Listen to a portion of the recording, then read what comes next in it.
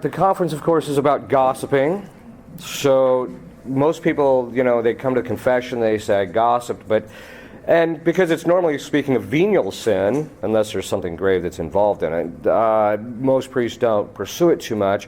The Church, of course, teaches us that if we commit a mortal sin, we have to confess the lowest species. So people come in and say, I committed impurity. Well, what does that mean? That's a pretty broad category. You have to confess the lowest species, and by that we mean the one that's the most accurate in what it actually is. So in this, priests don't pursue it, but gossiping is actually usually several sins that come together at the same time, and most people are kind of unaware. They just kind of know they're yakking and they shouldn't have been, and that type of thing.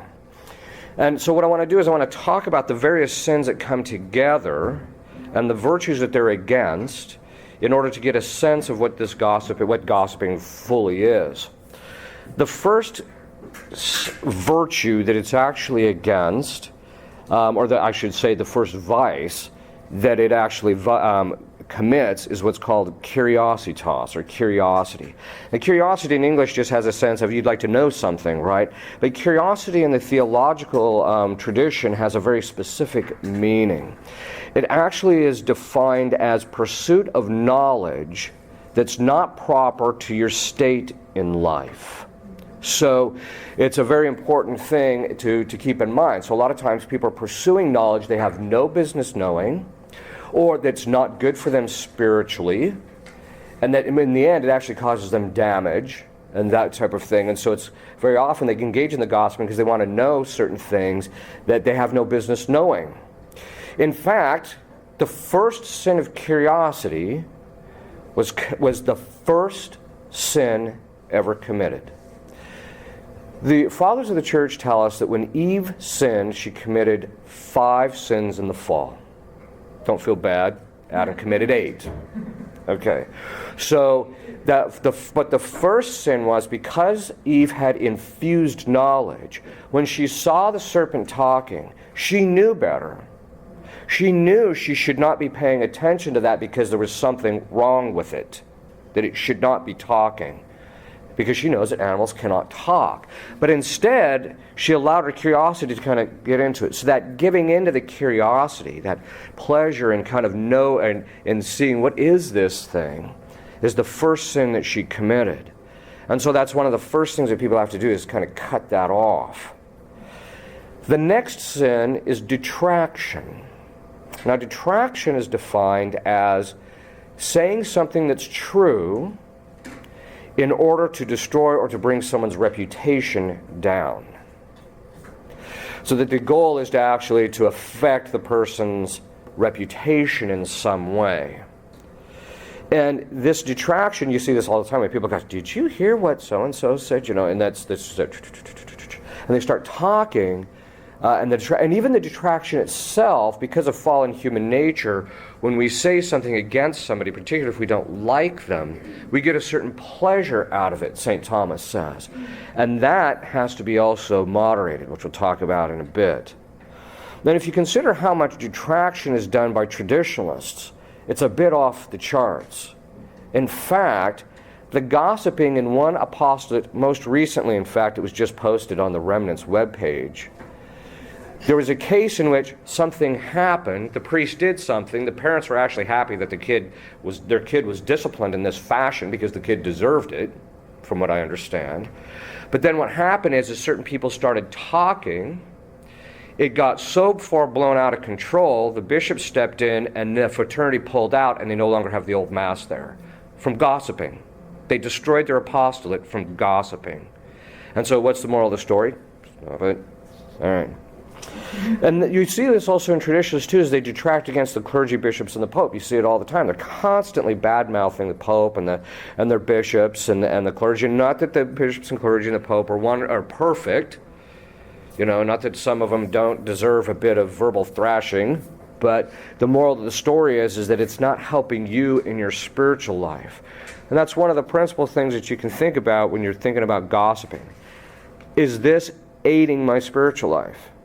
In fact, St. Thomas says, can I say something bad about somebody? That's the question he asks in the Summa.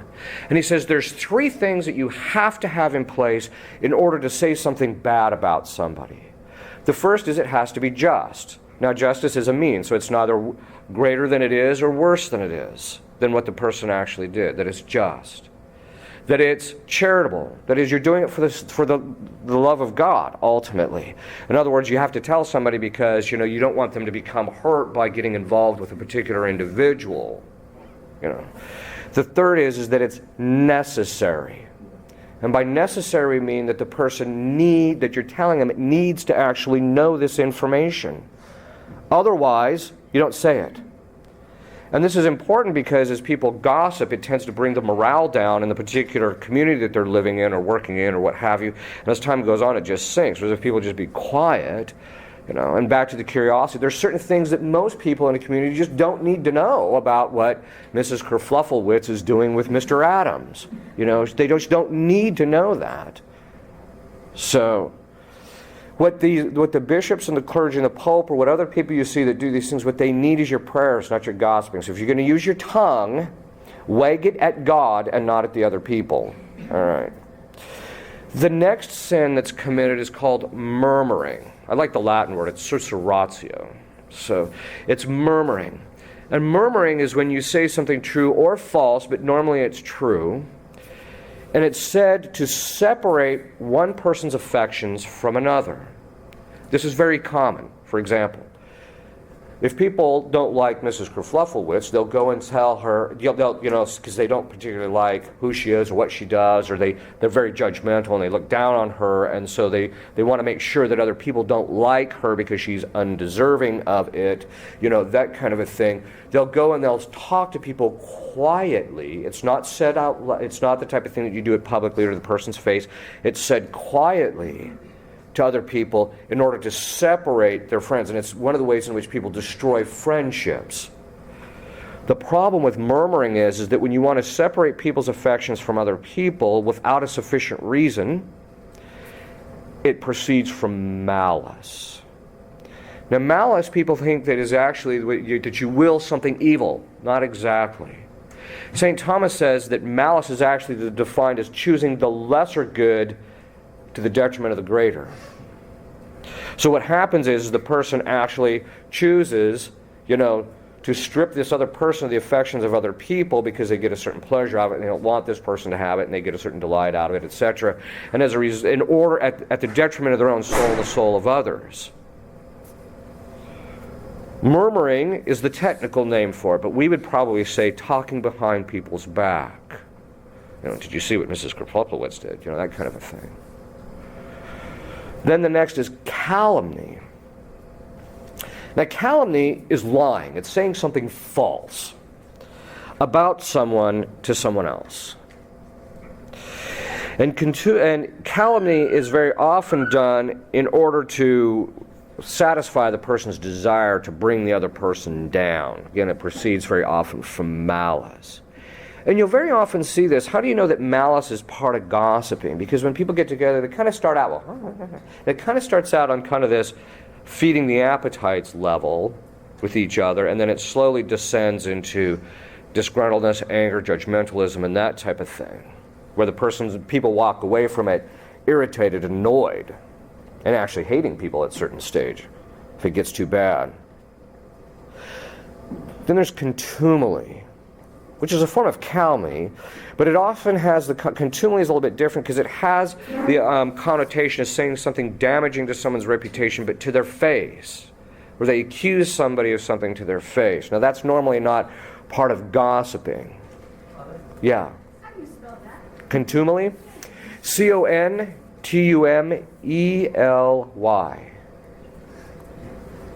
C-O-N-T-U-M-E-L. C-O-N-T-U-M-E-L-Y.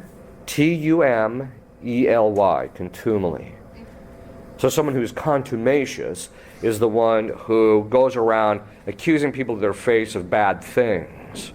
Now, that's normally not part of gossiping, but that can be the effect of gossiping. For example, if you gossip with somebody and then they tell someone else, and then that person gets hurt and then goes and accuses the individual to their face or says something, And what can happen is over the course of time, as people become more judgmental, fact, St. Thomas deal with that a little bit. St. Thomas asks the question, what is required to judge somebody? He says, again, there's three things that are required. The first, he says, is authority. You have to have authority over the person. Now, most people that we pass judgment on, we don't have authority over them in any way. Only God ultimately has authority over the conscience of another individual. The second is that it has to be done according to justice. Again, neither worse than or less than it is, right? It has to be as it is. You know, when you make a judgment, it has to be this person did X, no more, no less. You don't exaggerate it, you don't lessen it, etc. But the last thing he says is you have to have knowledge. Now, it's a fact that none of us have access to the interior lives of other people. None of us. We don't know. We don't know what's going on in their interior life. We don't know what kind of baggage they're carrying. Now, baggage is a term which I use for demonic influence. Some people are just driven to do certain things, and how voluntary it is, we don't know. So you have to be very careful about that when you're going to pass judgment. What happens is those with the gossiping, you're setting people up to pass judgment. So you end up being the occasion of their sin. So I tell people, look, it's worse enough that you're responsible for your own sin. Don't become responsible for other people's sin. The next thing it does is it violates temperance. Now, temperance, St. Thomas says, is the virtue which regulates the pleasures in relationship to touch. But we're not talking about that here. It's not with touch, but he says temperance can be taken in two ways, in the more restrictive sense, which I just defined. Or it can be taken in a much broader sense to be any kind of pleasure whatsoever. There's certain kind of intellectual pleasures that we get from hearing about what people say, right? That's why there's a problem of curiosity. Aristotle himself says everybody desires to know, right?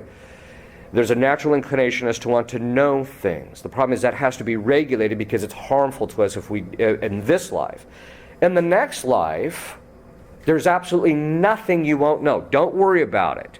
If you want to know what Mrs. Kerflufflewitz is doing, don't worry, because at the final judgment, everybody will see everything you did and everybody else did entirely, both interiorly and externally. Because you hear people from time to time say, well, I thought that when God forgave you, he forgot. No, that just means he doesn't hold it against you. God, because every time you sin, you're sinning against the public authority of the universe, and therefore he has a right to public vindication of every infraction of his law. That's why you have to stand there and account for every idle word you said. Because he was violated, justice was committed against him, and he has a right to that vindication publicly, and he extracts it out of people. Okay. But this temperance, the broader sense of temperance where it moderates these other kinds of pleasures, that's something that very often happens. The people who tend to gossip the most are the people who don't have the virtue of temperance. They're not moderating the pleasures that go along with talking in relationship to that. You know, they did these brain studies, and they discovered that when women eat chocolate, their brain is flooded with these pleasure drugs, right? And there's different kinds, but it's just flooded. That's why, the woman eats chocolate. She feels loved and contented and happy, right? Okay. Men don't get that from chocolate. What they found out, though, is in doing these brain studies, that when men eat meat, they get that same experience. Their brain is flooded, right? So I always tell people, it's one thing if a guy has some type of medical condition and can't eat meat, but if he doesn't like meat, Houston, we have a problem. Right? Okay. All right. But that being said, they also did brain studies, and they found out that when women talk, of course, as you know, their brains are actually much more developed in that part which deals with speech. But when women talk, they get 4 times the amount of pleasure out of talking than men do. And that explains why the wife is, and the guy's like, right, okay. So, but the point is I tell people, that's actually a perfection, not the talking too much. The ability, or the pleasure to get and you get in talking is a necessary thing because it's ordered towards children. They know for a fact, because they've actually had cases of this, where women who never talked to their children actually ended up brain damaged as a result of the mother not talking to their kids. That's why women just have an inclination to talk a lot. And it's a good thing. It's necessary for child development. It was not, however, intended for your husband or for other people. All right. On the other hand, men don't talk enough sometimes, and that can be the opposite problem. But the point is in all of this is that has to be regulated. A silent woman, I guarantee you, a silent woman is one of the most endearing things to a man. It's really attracting to a man to see a woman who's silent, quiet, and moderated in that respect. Because in the dealing with that temperance issue, he knows she's actually modest. Modesty is a much broader virtue than the kind of dress you wear, or the fact that you even wear dresses, that kind of a thing. It's a much broader virtue. St. Thomas says it's the virtue which regulates all of the person's externals, all of them. In fact, it's one of the first virtues corrupted and the last perfected. Why? Because when you get angry, what's the first thing you do? You don't regulate your externals. You get mad, you pout, or what have you. And so it's actually virtually every sin you commit, except those which are purely in thought, corrupt modesty, because you're not regulating your externals. Now, dress is only one part of that external. Your comportment, your speech are also part of that. Every time you gossip, you violate the virtue of modesty. This is why I tell trad women who are talking and gossiping a lot, but they're running around wearing dresses, look how modest I am. No, you're not. You only have one aspect of the virtue, and obviously it's not very well developed. And very often the reasons for wearing the dress are very often more haughty. It's a haughtiness than it is anything else. And I'm not saying you shouldn't wear dresses, don't get me wrong. I mean, you can listen to my stuff on the internet about that. But what happens is when you speak, you're not regulating your external speech. So it's a sin against modesty. The other thing is, too, is very often, through the gossiping, people violate the first principle of modesty. The first principle of modesty is don't draw attention to something that's immodest. For example, some woman comes to Mass. She's not dressed quite as modestly as she needs to be. So what do you hear people doing? They're standing outside. Did you see what she was wearing? Look at her. Look what she's wearing. And you're just like, hello? You know, it's that lack of restraint ends up violating the very virtue that they're accusing the other woman of. When we draw people's attention to other people's defects, we're causing the other person to violate modesty because they're not practicing custody of the mind or custody of the senses when they're listening to us. Custody of the senses and custody of the mind are a much broader virtue than those things which pertain to the sixth and ninth commandment. It's anything that causes me spiritual or moral damage I have to get out of my mind. And this is what ends up happening, is people are drawing other people's attention to these things that are actually harmful to them spiritually. You're not helping that other person. This also, it ends up violating the virtue of decorum, which is a sub-virtue to modesty. As modesty, you regulate your externals. Decorum is the virtue in which your externals fit who and what you are interiorly. So, for example, the virtue of decorum says that in relationship to talking about other people, you only say what suits who and what you are, right? I'm not this person's keeper. Why am I running around telling everybody about their sins and defects, right?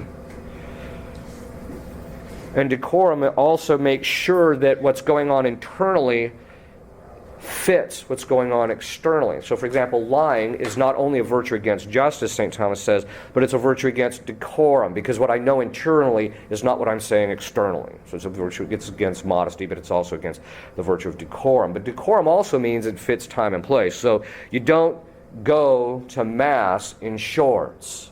That's against the virtue of decorum, right? This is one of the reasons why the book is about to come out, but it's part of an article I already wrote. I said there are certain songs, putting a man to death is not the time to be singing Kumbaya. Or another example, because that's what the Mass is, right? We're reenacting Christ's death. Another thing is, I tell people against virtue of decorum, the guy's dead body is laying in the aisle and they're belting out Alleluia at Mass. It's against the virtue of decorum. Because it doesn't fit the circumstances. People are in agony and you're belting out, Alleluia, right? There's a real disconnect. But you're seeing that more and more with people. Sometimes another sin against modesty is what's called admiratio. It's broadly translated in English as wonder. And what admiratio is, it's when a person does something to draw attention to themselves and cause wonder in people, like, wow, look at that. So the guy with spiked hair and all the tattoos and all that, In fact, it's kind of funny because people say, oh, well, I got this tattoo because I wanted to be different. And today it's not different at all. Everybody's getting them. Right. But there's this desire to want to be kind of the center of attention and causing admiration. Man, how do you know all this stuff? How do you know everybody? How do you know everything that's going on in the neighborhood? Right? There's a certain sense in which people want to be the center of attention.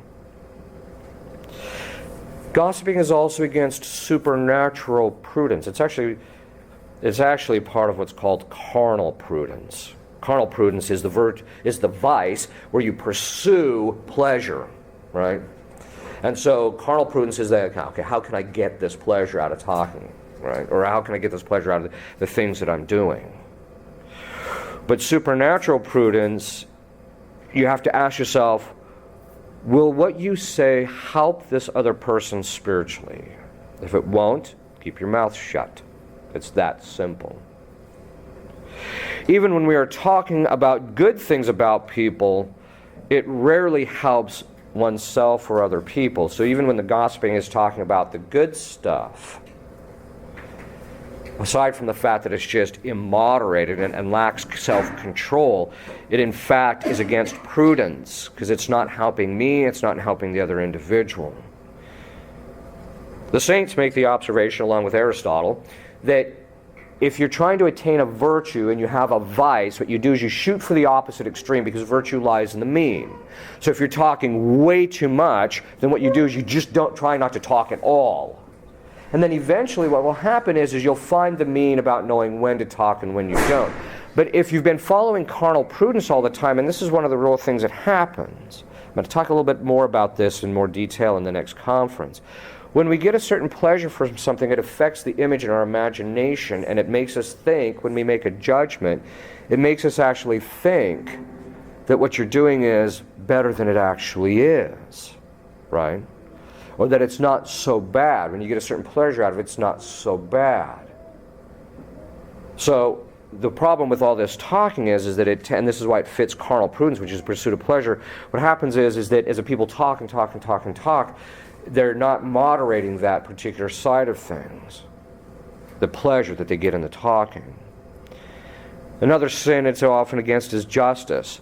Let's face it, gossiping causes a lot of damage. You can see that even in your own family very often. Certain members of the family talk, the next thing you know, the whole family is destroyed as a result of it. But every time we commit injustice by talking against people and bringing their reputation down without a sufficient reason, again, if there's a necessary cause, like if your daughter is dating some guy who is a moral degenerate, you have to sit her down and say, look, this is what I know about this gentleman. I don't think you should be pursuing any kind of a relationship with her. That's a necessary thing. But if it's just because you want to talk about somebody, you're causing damage, and you have to make restitution to that person's reputation as a result of it, because it's called retributive justice. You have to pay back what you've taken.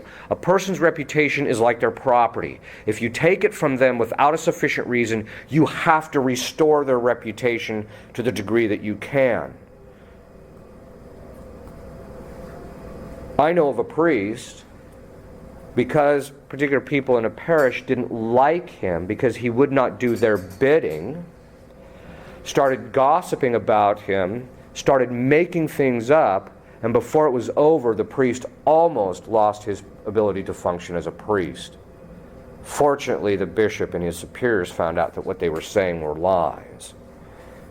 But by that time, they had destroyed his reputation in the community, and they have done nothing to restore it. Now, St. Alphonsus Liguori is absolutely clear. If there's any aspect of retributive justice for which you have not paid back, that's why we do reparation, by the way, that you have not paid back, you'll spend time in purgatory if your soul is saved. It's for every infraction of that. If you cause someone to lose their job or affect their marriage, affect ability of the people's ability to approach a particular priest openly and reveal their soul because of things that you say, you have to repair this damage to the degree that you can. And that normally means that you have to go back to the people that you've said the bad things about this or that you've destroyed the person's reputation. You have to go back to those people and say, look, I really should not have said that, or maybe I exaggerated or I didn't tell you the truth or what have you. You have to go back and tell them this is what I did, in order to make it up to that other person. If you don't, again, you're going to spend time praying. And if it's something grave, you'll lose your soul over it. If you gravely harm someone's reputation as a result of it, you can lose your soul over it. Now, there's two orders of justice. There's what they call the natural order of justice, and that's like if I steal $50 from somebody, I have to give that person back the thing that I took, $50, or its equivalent. So if I steal his tractor, if I go to Father Vanderputten's land and steal his tractor, I either have to give him his tractor back or I have to give him the financial compensation for it. If I can't, there's some things that occur that you're incapable of fulfilling the natural order of justice. If you destroy someone's reputation, you can restore it to the degree that you can, but there comes a point where you simply cannot pay the person back what you've taken. It's just not possible. But then there's a transcendent order of justice, which is the other kind of justice, and that's what we owe between us and God. Every single sin that you commit has to fulfill the transcendent order of justice. Now, normally, the way we fulfill that transcendent order of justice is by fulfilling the natural order. So if I give Father Vanderputten the $50 for his beat-up tractor, if I give him the $50 for it, then I fulfill my obligations to God as well. But if I can't do that, I at least have to fulfill the transcendent order of justice to God, and that means praying for the person or praying for the people that I gossiped, that got into the sin with me, that type of thing. I have to pray for these people so that it does not end up causing me to spend extra time in purgatory, lose my soul. It's also against charity, gossiping is. Charity, one of the effects of charity is peace. And peace is defined by St. Augustine, and therefore the entire tradition after him, as the tranquillitas ordinis, the tranquility of order. And what does that mean? It means when your soul is rightly ordered and the faculties interiorly are rightly ordered, that's called virtue, or rightly ordered to God, then peace happens. There's a tranquility that occurs. Now you can't have tranquility if you're yakking all the time. So what happens is the more charitable a person becomes, the more there's this effect of peace, because charity orders us to God. And so what happens is a person starts just becoming quiet. They tend towards the virtue of silence. The virtue of silence is the virtue when you only speak when necessary. And so that's a natural effect of it. But when the people are talking all the time, it actually does what? It disturbs their tranquility internally, because their emotions get all worked up about, what Mrs. Grafluffowitz is doing, and so as a result, there's no peace. And then, of course, there's no charity either, because it often erodes the charity between different people. It often raises doubts and proceeds from a critical spirit, which is against charity, right? I often tell people, the reason the saint can say he is the worst sinner, the worst, and every person who gains sanctified perfection always attains this state where they think they're the worst of all sinners. And the reason being is because they can't judge other people. They don't know what's going on internally. That part of things is cut off. And as you gain charity, you begin to realize, I don't know what's going on there. I can't pass judgment on that. And so I don't know. It could be, in fact, that Mrs. Kerflufflewitz is doing this because, this or this thing has happened to her. Maybe she's a very wounded individual, or maybe she's possessed, or something. Who knows? But the thing is, I don't know that. But I do know my own interior state. And I know how disordered that is. And I know my acts of my will when I've committed sin. I know my own conscience. And so because I have to, as St. Thomas says, judge what other people do for the better part. He says it's better to be wrong in judging people for the better than to pass judgment on them and be guilty of a sin of injustice. So when I judge them for the better part and see, okay, maybe this is what's going on there, then I recognize these people are probably better than me. Or maybe if they had the graces, they would be better than me. And so as a result, I have got to be the worst because I know all the graces that I've squandered. So it's something which, as a person grows in charity and sanctified perfection, they get quieter, they don't judge other people, and they just focus on their own spiritual life. Very often it's against charity because it wounds other people. There's a whole tradition of discussion about how sin wounds us. Unfortunately, it's been co-opted by the charismaniacs who have just adulterated the whole thing, right? But there's a very solid tradition. We say it every time at Mass, Sanabatur anima mea, heal my soul. Well, you don't heal something unless it's wounded, right? And every time you commit a sin, you wound yourself. Every time you're gossiping, you're wounding yourself. This is why you come away from it feeling worse off than you did before. But you also very often wound other people through that process. Not just the person you're speaking against who realizes my reputation's been damaged and they get hurt over it, but the very person who's listening to this is getting their faculties dysfunctional and disordered. Why? Because they're listening to things that are contrary to their state in life, and it's causing this disorder in their interior faculties, which have to be remedied through practicing virtue and making acts of reparation and things like that. Gossiping is also against the virtue called honestia. Now, it's not it's one of those false friends, as they say in philology. It's not honesty. That's the virtue of truthfulness, or veritas in Latin. Rather, this is honestia, or we may say integrity, is sometimes how it's translated in English, but it has a very distinct meaning, honestia.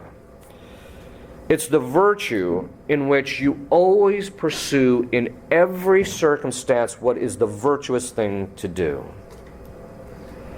It's the first virtue that is corrupted. It is the last virtue that is perfected of all of the virtues. And so honestia is when a person, it doesn't matter what the circumstance, you know this guy's going to do the right thing. This is why I tell women, I don't care how good looking the guy is. If he has that virtue, honestia, you know he'll always do right by you. But if he doesn't, he's just going to be a selfish pig. Same thing as with women. I tell her, look, I don't care if you got to put a lamb chop around her head to make it appealing. If she is virtuous, you will have a wonderful marriage. I don't care how beautiful she is, if she's not virtuous, you will pay for it the rest of your life.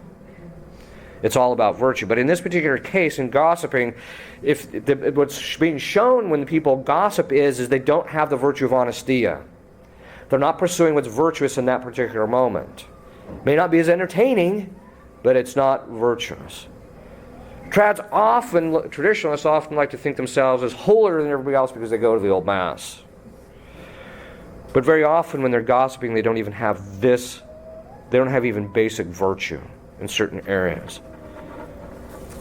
Trads are some of the worst gossipers. As I mentioned, one apostolate, you can read about it on the internet, they lost the traditional Mass at their parish because they didn't keep their mouths shut. It's literally that simple. So how do you stop gossiping? Well, the first thing is stop being curious about whatever Mrs. Kerflufflewitz is doing. All right? You don't need to know that.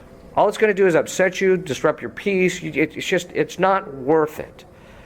Now, this desire to know, we have an inclination to know all things, right? It just means in this life it has to be curtailed for our spiritual benefit. The biggest mistake Eve made was wanting to know what the gods knew. Gods actually is just another name for the angels, right? So she wanted to know experientially, because that's what it says. You are forbidden to eat from the fruit, or eat the fruit from the tree of the knowledge of good and evil. Now, Adam and Eve already knew in a general way what evil was.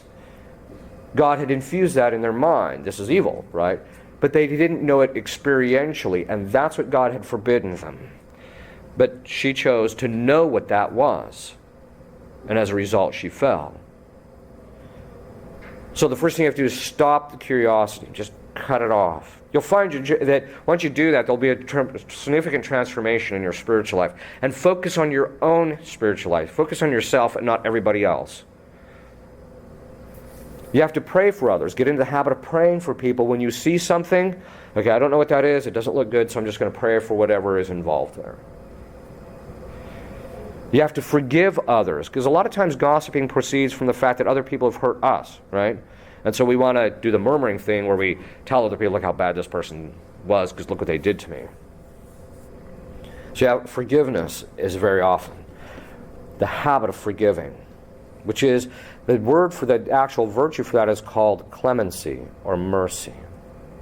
It's the virtue of mercy. You have to start making reparation. If you start making reparation for the sins of your past life, you'll become more sensitive to the fact that, look, I don't want to add more to the heap that I have to make reparation for.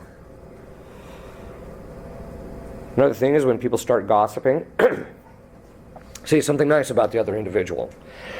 That usually puts an end to it pretty quick. Or just tell them that this discussion isn't helping you advance in virtue and you just really don't want to talk about it. And you're just not interested. Yeah. In fact, showing a lack of interest in what the other person has to say will kill their vice of admiratio, as wondering, wanting to be the center of attention, to cause people to wonder about them and to be taken aback by them. Admiratio, incidentally, is the virtue in which you want to be set apart and different from everybody. And in that aspect, it's called the vice of peculiarity. And so people always want to feel that they're special some way. One time I was talking to the bishop of this diocese, because he and I very often will talk about the virtue of humility and the various facets of it. And I was telling him, at one point, I came to the recognition in my spiritual life, Ripperger, you're just not special. And the bishop said, oh, no, you are. The problem is so is everybody else. And it's true, right? Each one of us are special to God, but not in the sense that we're really distinct from everybody else, except that, how special you are to God is based on your holiness. There's one individual, though, that he doesn't treat anyone else like this, and that's Our Lady. That's why there's hyperdulia. His relationship with her is special. It is fundamentally different than it is with the rest of us.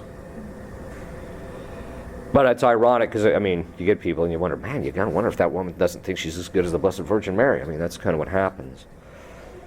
So say nice things. Show lack of interest in what the other people are saying. Then lastly, pray. One of the effects of prayer is that as you lift your mind and heart to God and that order starts to happen, an interior quiet begins to descend. Why? Because your emotions, which are moved by what's in your imagination, aren't getting their proper object, And that's one of the reasons why if you don't have your appetites under control, if you don't have virtue in a particular area, the appetites, when you start praying, are dragging you every which direction, Let's go bake those cookies. Put the chocolate in them. All right. So what happens is you get dragged around. But as you pray more, your emotions and your appetites will begin to kind of calm down, and the person actually gets a certain, as St. Thomas, we get a certain delight from virtue once we've attained it. When we haven't attained it, it causes us, performing acts of virtue causes us pain.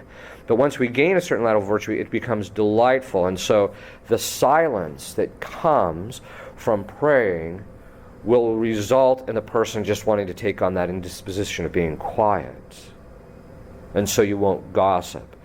In fact, very often people who develop meditation, specifically that kind of prayer, will find that their inclination to gossip, they find it in fact kind of causes a dissonance. It's kind of painful to listen to. You just don't even want to talk about it. You can meditate on the silence of Our Lady. This is one of the reasons why you know that there's certain apparitions that are occurring today aren't Our Lady. Why? Because Our Lady was a woman of perfect modesty. She's not going to, which some of these things do. She's just going on and on and on and on and on. And I'm just like, you know, she's just not Our Lady. We know from the authentic apparitions that what does she do? She appears very concise, direct, to the point, gets it done, and leaves. Right? So 5, 7 maybe apparitions total. That's it. And usually there's a bit of a precursor and a wind down. Not this. La, la, la, la, la, la, la, la. Just like, it's just not Our Lady. Are these the kinds of things that she would say? Would she sit there and gossip? No. And that's what you have to do. If you're going to want to be like Our Lady, then you're going to have to gain that silence. Okay. If you'll kneel, I'll give you a blessing. And if you can't kneel, that's fine. Benedictio Dei omnipotentis, Patris et Filii et Spiritus Sancti, super vos et semper. Amen.